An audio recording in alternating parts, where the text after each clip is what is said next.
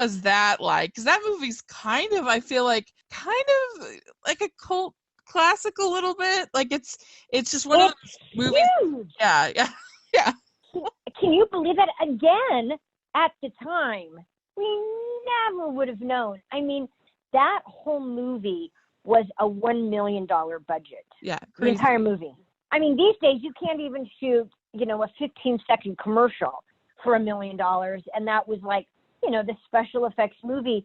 And it was, at the time, it was like so cool when we were shooting. It's like, wow, you got to be a superhero. But it was like before the onset of all these superhero movies. Like, because at the time, all that was really out was the first Batman.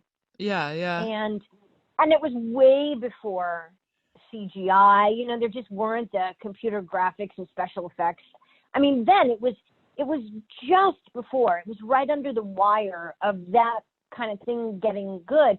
It was so neat shooting it because whenever you do low budget projects, they really end up being a labor of love.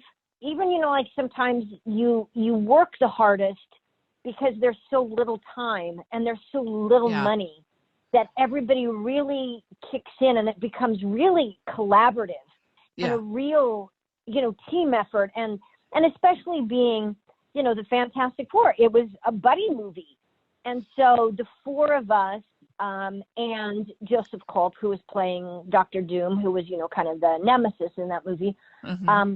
became really good friends.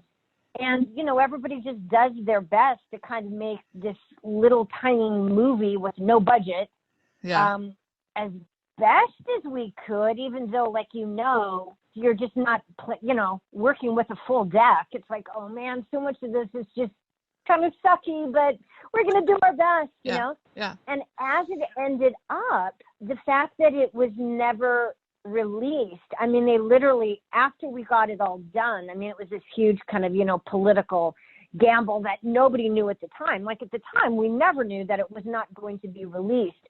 And while we were shooting it, our goal, like, was really to be true to the comic book because uh-huh. we knew that that was the audience.